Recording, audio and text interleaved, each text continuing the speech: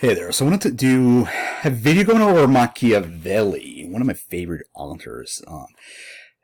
This one of the authors that has a lot of outdated information. For example, might be talking about how to use infantry versus cavalry and these Renaissance battles and how the ancients fought war, meaning the ancient Romans, etc. Unless that's irrelevant, probably you laugh because you're not in the military. And even if you're in the military, it's irrelevant because there's a bunch of outdated technology that doesn't apply into the real world.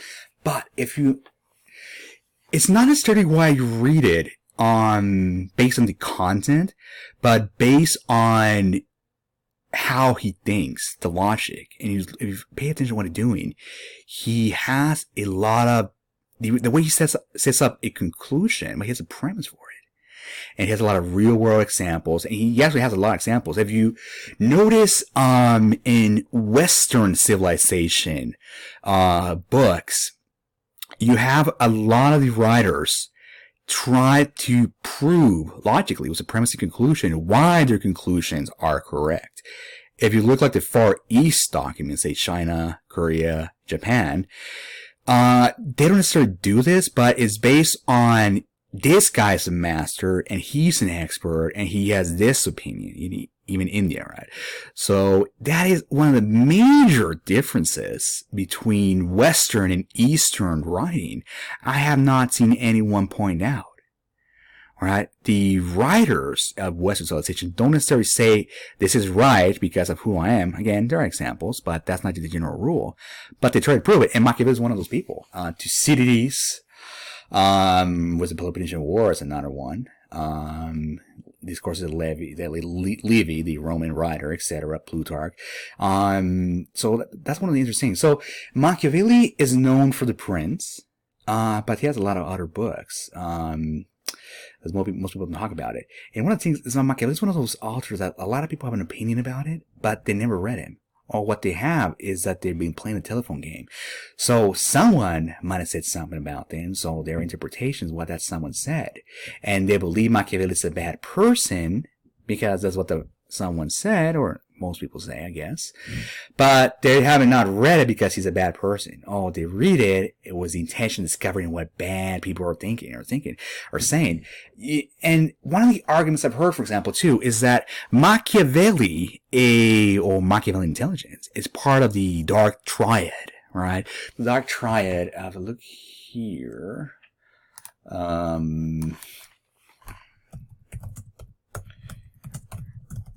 So it pretty much, if you're super selfish, then you have like Machiavellian intelligence. So which one? Machiavellism, right? So you got narcissism, Machiavellism, and the third one is sociopathism. So Machiavellism, they associate that with.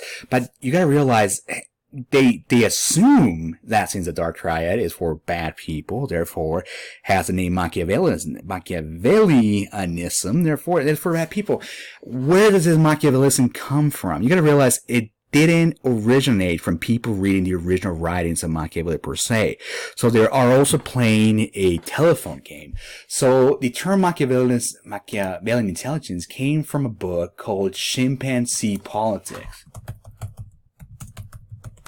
It's actually a pretty fun little book, which, if you're a fan of Planet of the Apes, the new movies, actually they could have used a lot more of this stuff in there. So Chimpanzee Politics, I believe, came out in the 70s or 80s. So it's been around for several decades. And this is a book where the term Machiavellian intelligence first came.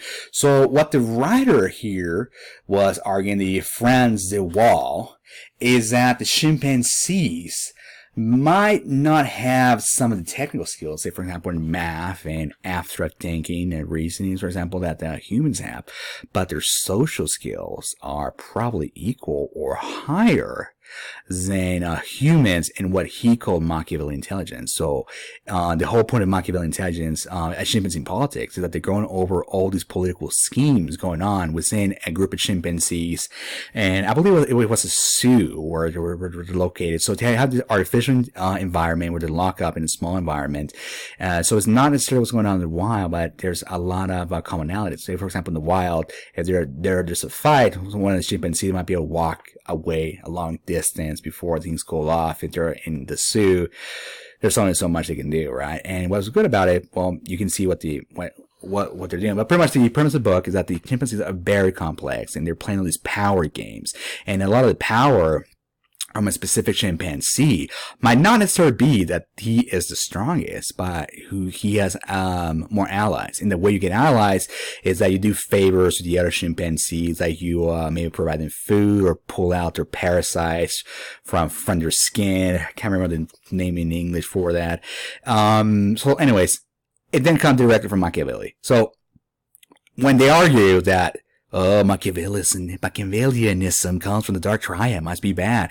Not necessarily. And actually, Machiavellian intelligence in the way Wall here talks about, it's actually quite helpful. There's something called theory of mind, which most social animals have, which is the idea of your conception or theory of what someone else within your group is thinking, right? So this theory of mind actually developed through this type of Machiavellian intelligence. If you look at chimpanzees, for one, or like certain birds, they have all these complex behaviors. Say, for example, a bird might grab a nut and wants to hide the nut. And it looks around and sees if other birds are looking at him. And if he buries the nut and another bird is looking at it, and they bear this nut for Lego provision, right? The other birds will go there, pick up the nut and eat it, right? And the bird might know this. So if the bird notices that another bird's looking at it, it might pretend to bury the nut. So it pretends to bury the nut, then flies away and buries it somewhere else where it's not being observed. And the reason it pretends to bury the nut is because it doesn't want the other birds to follow them and see what it does with the nut. So there's very complex behavior that happens exclusively through this Machiavellian intelligence. And our theory of mind, the ability to look at someone, empathize, know what they're doing, is directly related to Machiavellian intelligence. So for example, low status individuals, and this might be chimpanzees or humans, have a higher ability to identify other people's emotional state, like what's going on in their head, empathize with them, right? And you have these studies, for example, poor people have more empathy than rich people. So,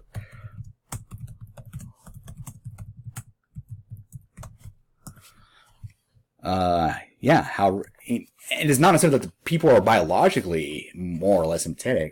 There actually might be some factors to that. You guys, people are psychopaths versus people who have too empathetic, that can become a disorder. But having more money makes them less empathetic, and actually power makes you less empathetic. And this is not necessarily a fault. If you look at the social dynamics, right? Powerful people cannot be focused on every little detail of the powerless. And it might sound like an asshole move, but think about the CEO of a company. Do you really have time to worry about all the little moods? Think about Elon Musk, right? He might do that, if someone has a really bad day and so on, right? Yeah, sure, there must be something down about that. But, dude, he has more important stuff going on to worry about than what's the mood of Tom or Sally today, right? But low status people, and this again goes back to prehistory, caveman times, and so on. It's one of those evolutionary psychology ideas. Low status people need to know what the status, what the mood of someone higher up is, and this happens with chimpanzees too. Because if you have the alpha male, he's in a bad mood, he's pissed off. You do say something and piss him off even more. What's going to happen? You're probably going to have either A, he's going to be angry at you and you're just angered the person in high status, that's not a good idea, right? Social wise, you're going to be ostracized and imagine like the king's court. If one of the courtiers pisses off the king, that guy's social life is dead, right? So people are going to isolate you if you pissed off the leader, and he might beat you up. And this happens to chimpanzees, or probably history. You say something pissed them off, you fall off grace. And so people in low status need to focus on what the mood is on higher status people. And this is a survival skill. And this is why they have more empathy. Anyways, this is a sidetrack. Yeah, yes, know where Machiavellian intelligence comes from and why it's important. Not necessarily a bad thing, right? So, yeah, pretty much your ability to empathize comes from this Machiavellian intelligence. So it's interconnected. And actually, just keep on doing it. I can't keep on ranting on this. So the Greeks actually thought Machiavellian intelligence or cunning was a virtue, because you look at the hero Odysseus. So Odysseus was the equal in Zeus and stratagems, craft and stratagems. And he was able to talk to people and sweet talk to him. And also Homer makes him the equal to Athena, which was the goddess of war, but a strategic warfare, while Ares was more a bloodshed and brutal force. And there's actually several examples, like I can't remember the exact name of the city, but at the beginning of the Peloponnesian War, Thucydides talked about this. The Spartans are sacking a city. It starts with Aegigus or something like that. So pretty much this city is allied with Athens, and they're doing a invasion. We're trying to do an invasion, but it has a wall. And back in these days, they didn't have canyons or ramparts. So to sack a city with a wall was very complicated. And the whole story goes on how the Spartans try to build a secondary wall made out of mud because they were pulling it. If they put a ladder, they would push it out. So what they're trying to do is a secondary wall to keep the people from that small city allied with Athens trapped, and B, once that secondary wall was built, they would be able to scale it and jump to the other side and slaughter those people. And a lot of the women and children had already gone to Athens. You had a few women left over baking bread, but most of them were men. And the men of that city, I think it's Aegius or something like that, kept doing all these awesome tricks, and they were fooling the Spartans.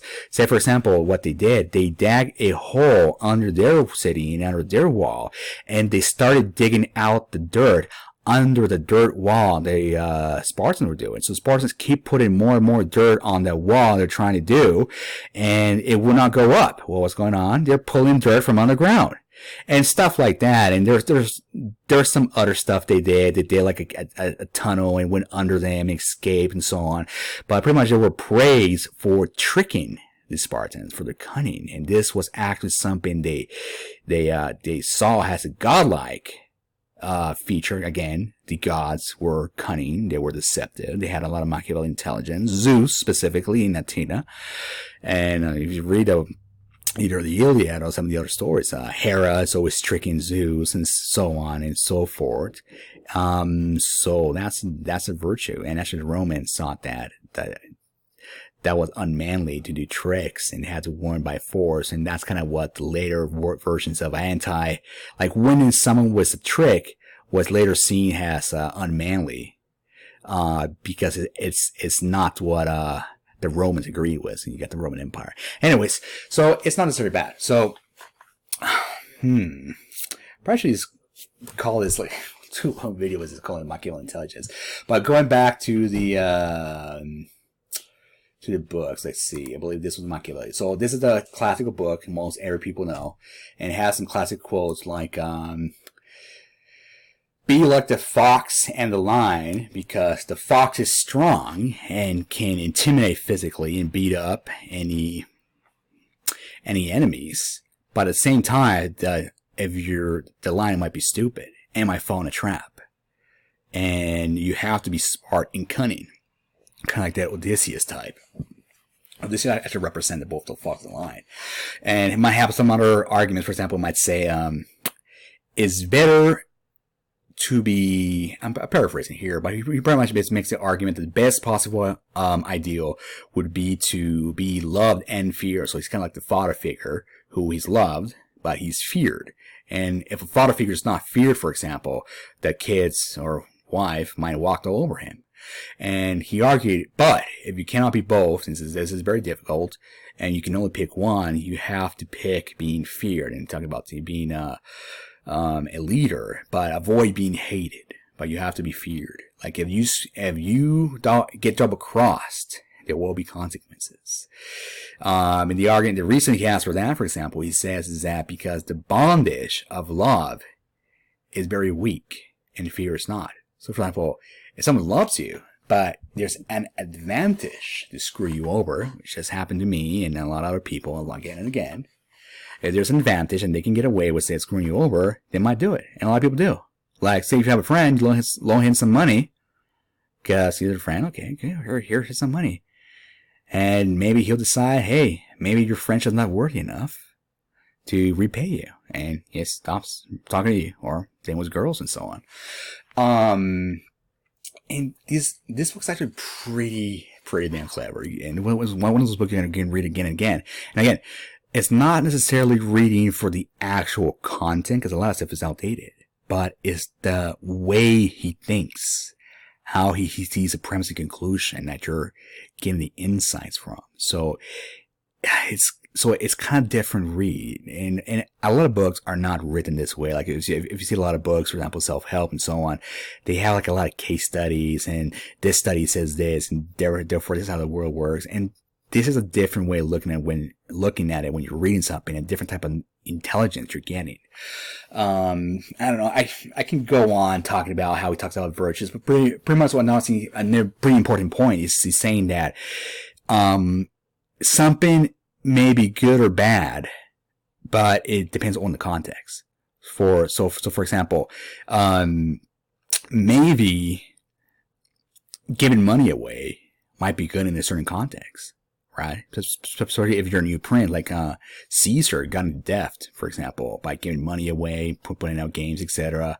But if you were a well-established leader, and you're not trying to get the favor of the people against another competitor, that might be a stupid idea, because you gave your money away. Okay, and it's good times. You put all these games, you make people happy, you gave financial reward to the people loyal to you, friends, family, etc. And what's going to happen if war starts, right? You gave your goddamn money away. War starts.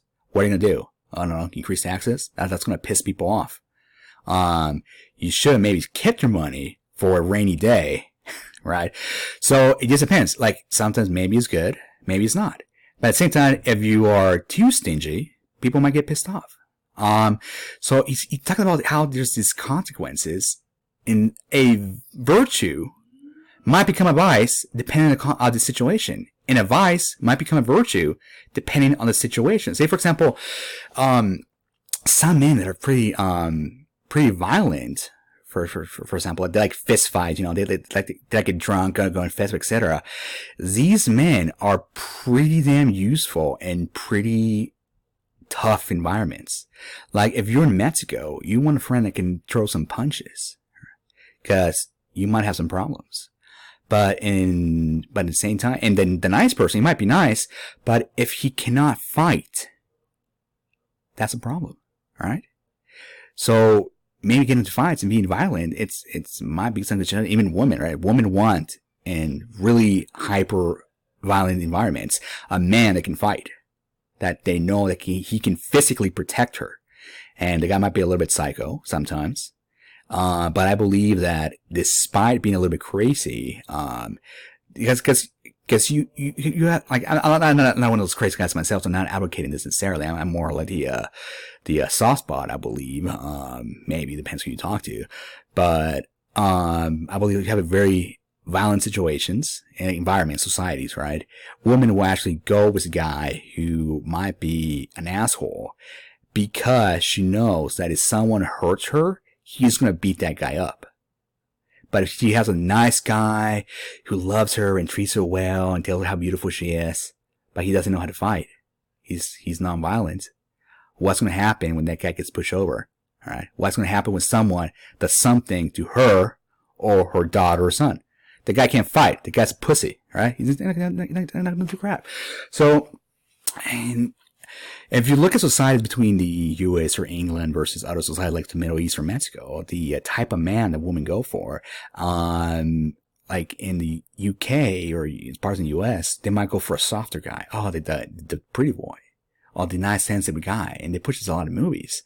But if you're somewhere violent, say Latin America, the Middle East, they usually don't go for these guys because they want someone to protect them. So a virtue and a vice, let's say it's in the US or England, say, oh, being a nice guy, that's a good thing to do. Depends. If you're in a very safe environment, yeah, sure. If you're in a very, very violent environment, no. So they're going to eat you alive, they're going to beat up your family and steal, etc. It can be very dangerous to be a nice guy in a very dangerous environment. So that's one of the things he said. And one of the arguments he has too is that being impetuous, meaning rash or bold, or I don't want to use the word conservative, but I can't remember the word they use in the translation. So pretty much more like timid or secure, conservative, right? So playing it safe.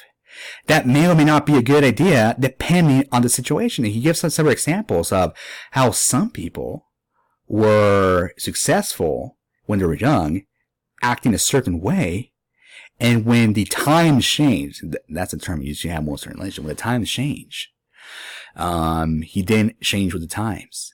Why? So he was timid and that worked maybe originally, or vice versa. And when times change, he should have adapted with the time, but he didn't. He's like, well, this worked in the past. I'll just keep on doing what I'm doing. And that became their downfall. So that's some of the ideas you have in the prints, and there's a lot more grains of insight. And this is a very, very smart book. And people associate, like, was it psychopaths, or like he said, the means justify the ends, etc. That's not what he said. He has one quote that he repeats a lot in this book and the other books. Goodness is not enough. Like, it's kind of the example of a nice person. Like, you might be a nice person, but you have to have some skill. Like, say, for example, for an athlete or a sports team, right? Or a sales rep. He might be a good person, but if he cannot make a sale, if he cannot perform in sports, if you're a husband, there's violent people outside and they start harassing your family, being a good person, it's not going to help you. It's not enough. So that's more what he's saying. It depends on the environment. So he didn't say you should do evil for the sake of evil. That's one of the things people claim too, that he's saying you should screw people over. Yeah, sometimes it would be. He actually has a quote saying, a word given was a necessity of the present. A word broken is a necessity. No. A word given was a necessity of the past. A word broken is a necessity of the present. He talked about breaking the words and stuff like that if it's to your advantage and so on. He just got to say you got to keep it real. And one of the arguments says, like, yeah, people are not going to keep their word for you, which is so true. And in my opinion, this guy is one of those, it's one of those writers where they're talking about not how the world should be. And like a lot of writers write about this. Oh, you should be a good person. The world's going to be a better place, blah, blah, blah. That's not the reality. Like, he's the kind of guy saying this is how the world works, and if you don't get real, they're going to eat you up alive. And it pretty much would be get real. So, damn, it wasn't the argument I was going to say. I forgot what I was going to say. Yeah. So pretty much he's saying, it's not necessarily that if you try to be good all the time. This is one of his quotes. If you try to be good all the time, you're going to ruin. They're going to ruin you because other men are not good, right? You have to know how to trick people also and stay in power, because that's what they're doing, trying to do you. Kind of environment of kill, be killed, and that would be kind of extreme. But lots of situations is like that. Like in warfare, like, if you're in war, it's kill, be killed. It's that's a real thing. Even though we don't have that in daily life. And you can go to some other environments, say even in a professional environment, like you try and get a raise. There's only one position and you haven't had separate, like, if you're getting hired or get a raise, get a certain position, there are a lot of people fighting for that position a lot of times, most of the time, right? So you have to be able to realize that he's being a good person, not going to get the job done, right? I'm not saying I'm doing anything illegal and so on, but I mean, you cannot just pretend to be nice and so on, because what's going to happen? Other people are going to try to screw you up here. They're going to start rumors about you or what have you to get you out of the way.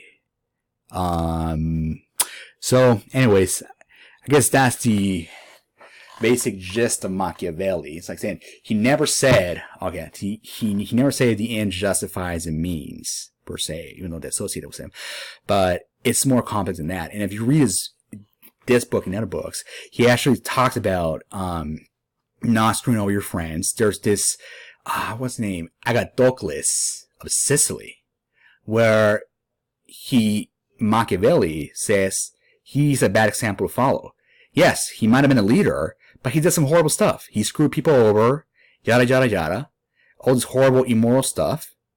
And you shouldn't do that. He actually has an example, the Agathocles of Sicily, saying, this guy became powerful through horrible means. You shouldn't do that. But they always ignore that. They overlook it, right? They add arguments he never said.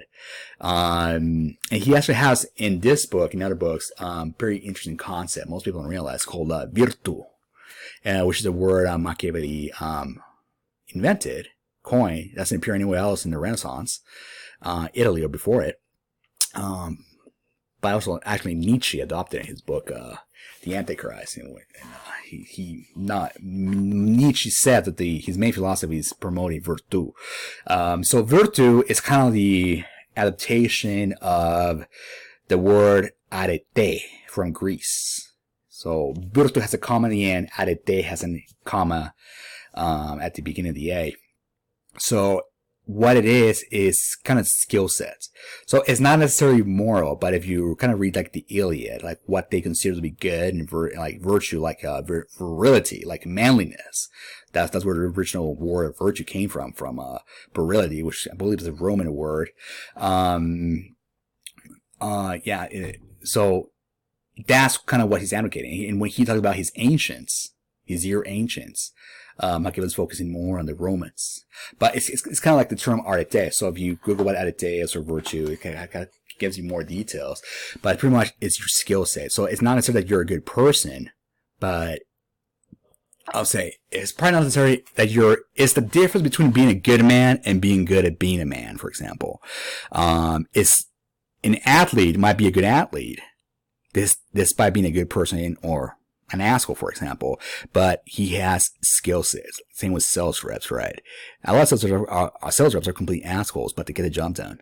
And they benefit you, even though you might not like them personally. You might hate the guy, but he helps you win either sports or sales, etc. And that's kind of like, it's a skill set. You have practical skills, and you can get your way in the real world, more or less. What virtue would be. And it has like a lot of psychological attachments to it, which is associated with your performance in the real world. For example, if you study sports psychology, the whole value system or attitudes of sports psychology are all intended of winning and the sports, right? So imagine that sports psychology analogy, but applied in life in general, or politics or business, right? So you have to have these values and attitudes that are aimed at making you win in the real world and not get screwed over. That's basically one way to explain it. That's like my ranting on it. So anyways, probably get out of this one because he's talking about some other stuff. I can go on for a long time, and this is already almost half an hour video. The other books that are not as famous, I'll probably do this a lot quicker, is the Florentine Histories, for example. It's not a history per se. Histories is more of a better way to do it. To explain it, like say it's not an actual history book per se, but it's like a bunch of little stories and more of his opinion on things. And this book is really interesting, for example, and I believe it has a lot of relevant stuff going on. He says that Florence, he kind of gives a history of how it started, has this commercial town in Rome, in the Roman Empire, etc. And he goes on this, he has this whole concept about the founding of cities. If a city is founded as a free city or not a free city, and if it's founded in a fertile place versus not fertile place. So in his other writings, like this is very significant, right? And he goes on saying how Florence was not originally a free city because it was part of Rome, but it was not necessarily either a subject state. And this changes the culture and attitudes of the whole people there. It has a very, very strong impact. And he talked about this in The Prince, too. This is one of those things I gotta move on to something else. So one of the cool quotes, I believe it was the Florentine Histories where said this. No. This was the other one, so I'll hold it. But one of the contemporary notions that this one had, is that Florence came to ruin through partisanship. Right. So instead of having the citizens have an overall alliance to each other into the city, like, yeah, we're all Florentine, we're Florentines. We might have our differences, but overall we are all part of the same citizens and same city, and we look for each other. This one, the cities were already independent. They started going to factions in partisanship. And he said that this was the downfall of Florence, a big cause of it, because people were more interested in screwing up each other from the different political parties than coming together for their own best interests as a city, right? And you look at a lot of the European and American politics, they hate each other. It's left or right, and they're trying their best to destroy each other. And a lot of times, even if it doesn't benefit the country, they're doing a lot of BS to screw each other. And then this is both sides, but I mean, mainly you can see what the side who lost power at the moment. They're doing a lot of charades, a lot of false. And if you understand how logic works, you can tell, yeah, they're BSing, and a lot of sophistry and so on. So there's this whole propaganda machine going on, and their literal ally was foreigners in order to defeat their political opponent. Like, have an open border, let them in, and give them voting rights. That's literally what some of the US are doing. And Machiavelli talked about this. Yeah, people who are partisan will ally with foreigners to defeat their political opponents. And this would happen in Greece, so the Peloponnesian War or some other wars. A lot of Greeks were interested, and these were the wealthy ones, and joining the Persian Empire, because the Persian Empire was actually a lot richer, not in terms of scale, because it was a bigger empire, but overall, it was a well-oiled economic system. The Persians built roads over the place, and they maintained the roads was the military. And if you try to steal something from the road, they will go and find you and kill you. And so the roads were really safe. In contrast with the Greeks, which a lot of independent city-states, and there were a lot of pirates, and the roads were very dangerous. So a lot of merchants wanted to join the Persian Empire, for example, because they knew they would become richer. They would open up to new markets, etc.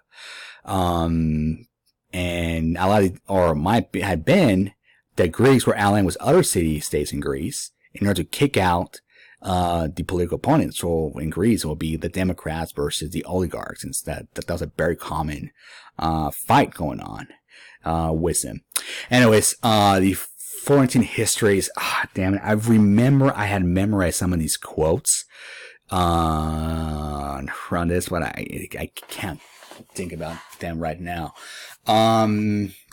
Let's see. Another big one is the Discourses of Livy. And this one is pretty much Machiavelli, who read what the remains of Livy, which was a Roman writer, were left. The guy's really good. If you have not read Livy, I recommend it. So he would read the histories of Rome based in Livy, and he kind of made his commentaries on it. And he has some very interesting stuff. For example, some stuff that are contemporary. He goes and saying how a society will degenerate and become soft and feminine if it's too wealthy and has too easy life. And he gives an example of Egypt. For a long time, the Egyptians had a very, very prosperous society in the Nile, but they had these artificial laws that had the men trained very rigorously. Regular is very hard. I can't even say that word. English is second language. Rigorous is what I'm looking for. And that kept in men. And he has this whole idea, I kind of mentioned briefly before, but if a city is founded in a soft terrain, it's prosperous, the climate is nice, you can grow stuff, etc., prosperous, the men will become soft. But if you have a strong environment, like a harsh environment, harsh weather, harsh terrain, the men will become men. Well, will remain men, right? They were hard men. And hard men is what you want in a society, right? To protect you from the enemies. But he said that there's an alternative. One of these alternatives, go to a prosperous place and have these artificial laws which keeps men as men. Men are manly. And actually in the Prince, to go back to the Prince, he actually has this whole section. I believe he mentioned this in the Livy too, where if you conquer a society, you have to make the men feminine. And Herodotus talked about this too. And this is an idea that was developed by Herodotus, which Machiavelli read, where the groups of people do not allow the men to practice in masculine activities, which is training for warfare, sports, and force them to feminine activities, right? So this might be music, poetry, and pretty much that. They don't know how to fight. They're feminine. They're soft. They had a soft life. And this is a way to keep them submissive. This is a literal tactic being created thousands of years ago, written by Herodotus, which Machiavelli wrote about and advocated. Like, if you want to remain free, you have to keep your man manly, and the only way to do it is either being in a rough environment, meaning cold climate or hot climate or hard to maintain self, or establish laws that force men to be men, like say mandatory conscription, so they have military training, etc., which he advocated. And what do we have now in society, in Western society? The people are trying to make men feminine. And you can literally read books. This is how you conquer a people and keep them down permanently. Make them men feminine. They're not going to fight back. And one of the reasons, it's not necessarily from foreign governments, but you can increase their taxes and pass all these laws, and they might get pissed off, but they're not going to come to violence because they're a bunch of wusses. They're feminine. This is literally what happened. There's going to be no revolt. You have conquered the society by making men feminine. Anyways, it's one of the arguments they have here. Another of the modern arguments he has, for example, is how to conquer or destroy a free republic with mass migration. So he has the example of Venice. So Venice was an independent republic, and if you're not familiar with the story, actually, it's pretty interesting. So it was an independent republic. It was pretty wealthy, and the culture and laws and practices of Venice made it what it was, right? It was kind of like was the Denmark, right? There was a small little place that became very wealthy through its intelligence and commerce and the way they acted. And Venice was destroyed, according to Machiavelli, because they had a mass migration that did not assimilate with the culture of the republic. So you have these pockets, and this is explaining it. These little pockets or bubbles of people that were foreigners. And at first they were small, but they multiplied and multiplied and multiplied. And once they became big, they have political power. They have more influence. And once you gave these foreigners power over society, they did not agree with the constitution of the republic or the culture overall. And there was revolts and there was fights, and they overthrew the republic by changing the demographics. And what made Venice Great disappeared. And the other hand, you have the other extreme was the Greek states. They were obsessed with not allowing foreigners in. Now, that was very, very uncommon to have foreigners in. Not only other Greeks, but other foreigners in total was almost unheard of. And it was some exception, like the Angles in the north, where the word angel comes from, to my understanding.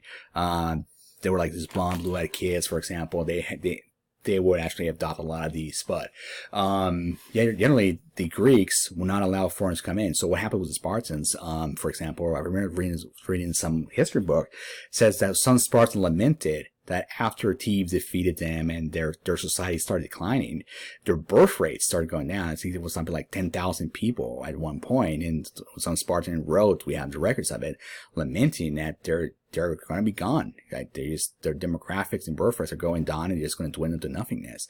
And Machiavelli says that, yeah, they dwindled into nothingness because their birth rates were too small. They couldn't reproduce fast enough. The exception to this in history was England. England was able to solve the infant mortality rate, and their population exploded. And that's one of the reasons why they were able to have a massive empire, even though the Portuguese or Swedes or Spanish had an advantage before.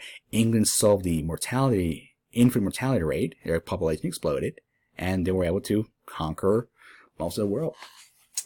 But the third option Machiavelli recommends, which is kind of what the Americans were doing for a long time, until recently. Now you have the multiculturalism, and you gotta remain your roots. And I'm Mexican. Like, I remember going to school and they telling me I should not identify as American. The Americans are racist, blah, blah, blah.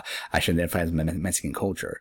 I was one of these immigrants. They try to, recruit, pretty much what they're doing, they're kind of recruit, telling don't assimilate to America and vote against them. So you gotta vote for all these socialist scumbags because they're against the evil racist capitalists, and they're fighting for your favor, right? That's basically what they do in California. Like, I don't know, people might have other opinions. It's my personal experience with living in California.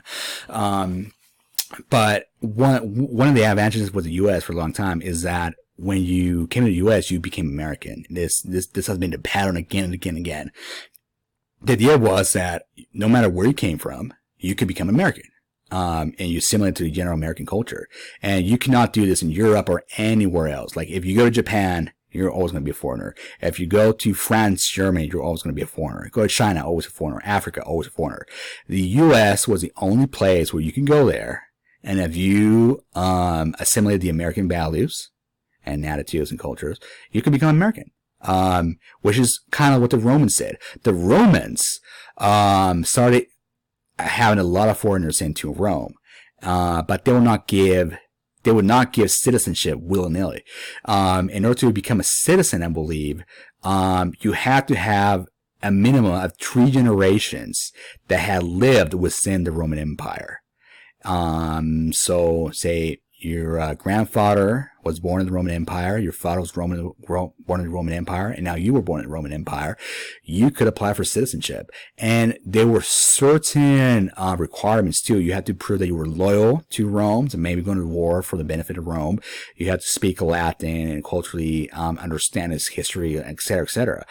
You cannot remain speaking your own language and your culture and expect to get Roman citizenship. So they did this, and people were fighting for citizenship, even though they were living within the Roman Empire. They were not always citizens, right? And once you became citizens, there were all these benefits to it. Another thing that could happen, you could become what's called an ally of Rome, but this is pretty much a vassal state, that could apply for citizenship and get all the benefits if it became Romanized. So this option is what Machiavelli advocates. And this is what allowed Rome to become such a superpower, because it would integrate other people. The people would try to become Romans, and instead of what happened with Venice, you have the people that retained their culture, and they didn't identify or care for the Venetian culture, and they overthrew the constitution, the republic, the way of life, and the society collapsed. And it was never what it used to be because of these mass migration demographic changes.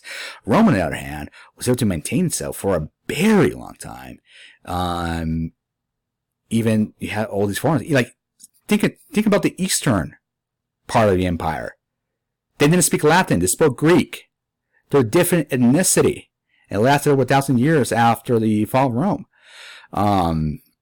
So they did a very damn good job of doing this. And again, this is the way Machiavelli advocates to make their empire great, and it's what the Americans used to do. But now, again, like the example I explained, they're trying to do it otherwise. Like, you don't have to learn English. We have to adapt to foreigners. Imagine that. I still read articles like the one that came out recently, the futurist belongs to Latina women. It's saying how Latina women are improving on their standard of living and so on.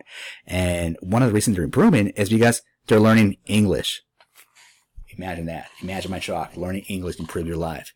But again, they say they're being discriminated against. And there's all these biases against Latina women compared to white women and black women and so on. Like, dude, if you go to a different country and you can't speak the language, you can't do most of the jobs. Don't go complain that, like, if I were to go to Japan and I'm going to go complain, hey, I don't speak Japanese, but this Japanese guy is getting a job. They can actually talk to people, co-workers, customers, etc. Like, it's so goddamn ridiculous. And I'm talking as a foreigner. I had to, learn English from scratch. But I mean, I hear these people complain. It's ridiculous. Anyways, this is the, Discourses of Livy. It has a lot more cool stuff and goes on to, like I said, how society is organized and why free republics are better. So if you study Machiavelli as a whole, most people believe he advocates dictatorships and so on. But even in The Prince, he alludes to Discourses of Livy, which actually got printed later on. But it seemed like he was writing on it for a long time. He alludes that the best option for a prince is to establish a republic. Because if you look at all the examples in The Prince, Romulus, and I believe he tries to point out Shed of War, and he has other examples. The princes, what do you call it? Men, not necessarily like royal lineage, but princes are people that gain power. He had like new princes, for example, was one of his terms, where it might be someone from the common stock that gains power and becomes a leader. So, but he says like princes that have lasted and had his descendants last for a long time, and the legacy of that person last for a long time, are the people that have established republics. And if you read The Prince, you notice he's advocating republics, not principalities mainly, right? He tells princes the best thing you can do for republics, and Discourses of Livy is pretty much a whole book in favor of freedom and in favor of establishing free republics. And the free republics is going to give rise to the best men, right? The manlier man. Actually, republics and democracies have been, throughout history, those of the free society, more warlike. And also there's the added benefit. Yeah, if you have free men, they're not slaves. They will fight to preserve their society better than subjected like peasants, right? That don't care who the master is, and so on. So I believe this book it's a lot bigger. It's probably a lot smarter and more complex. And again, it's advocating free societies, free republics, and the foundation is that the men are manlier. The men are smarter, they have more skills. In order to maintain free societies, you have to maintain manly men. If you look at Rome, the Romans used to pray to the statue of the god of Mars, and they had a whole temple. And they thank the god of Mars for their manliness that gave them the empire that they had in the free society. The Greeks did similar stuff. They associated their manliness to their success, and this is kind of what Machiavelli is advocating, part of his virtue, and overall how to establish and maintain a free society. You have to have manly man. Anyways, that's one of the arguments. Let's see. I got over The Prince. Alright, so the other one, shouldn't have opened this on Amazon, so that was going to be an image, is the Mandragola, or the Mandrake, which is a root in Europe that kind of look like this little person, I believe. So the Mandrake is pretty interesting, kind of gives you over the philosophy of why doing bad stuff might be good. If you kind of want to understand what Machiavelli means by that, instead of the people claiming Machiavelli is evil, blah blah. So the Mandragola is a pretty good story of a young woman who marries an older man, and the older man is impotent and cannot get her pregnant. And they have a problem right there. But then you have a younger man in, I don't know, teenage, probably late teens, early 20s, who is in love with his married young woman. And well, not necessarily love, but he's lusting after her. So he wants to have a carnal relationship. He's lusting after her. So the whole story goes on how the couple, the older man and the young woman, want to have a child. They want to have a baby, but they cannot get pregnant. So they're based on, and today they don't have like fertility clinics, so they agree to letting the young man have intercourse in a relationship with the young married woman. She gets pregnant, and everyone gets what they want. She gets pregnant. The older husband is going to have a son, and he can leave out his inheritance and have a family, which is what they want. They want to have a family. It's kind of like adopting. And the young man was able to have the carnal relationship with the young woman he desired. And it's kind of like everyone's happy in the end. So you have to have some vices, which is, extramarital sex or having sex outside the marriage, etc., which was in a Christian society at the time. I mean, maybe some parts in the U.S., like, this might not be a big deal, like swingers and all those degenerates, but this was a big deal. Like, that's a sin. So you have some vices, but by following those vices in a certain context, you made the world a better place. The couple has a family, they're happy. That young man had what he wanted, the carnal relationship, he's happy. I do believe that's the rest of it. Oh, never mind. The life, I knew I was missing one. Yeah. The life of Castruccio, I got a ton of tabs open, so I didn't realize that was the last one. Castruccio Castracani of Lucca. So this is a pretty fun one. So it's about 20-ish pages long, if I remember correctly. Which pretty much, it's a guy in Italy, which Machiavelli admired a lot. And he had a low birth. And one of the quotes I remember for this one is that, men who have base fathers, meaning fathers they're ashamed of, or don't even know who their fathers are, tend to be pretty successful, according to Machiavelli in the premise of this in the beginning, because they're so ashamed of their fathers that they identify with gods or claim that their fathers were heroes or whatever, or to either try to become better than their fathers because to wash out the shame, or imagine himself to be from a higher lineage and act accordingly.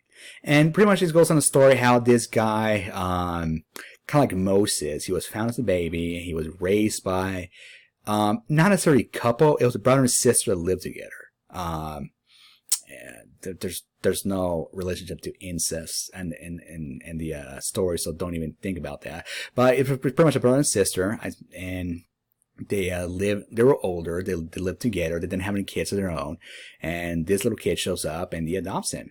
And pretty much he goes on saying how the father tried to make Castruccio be part of a profession. I can't remember what it was, like a calendar or something like that, but Castruccio didn't want that.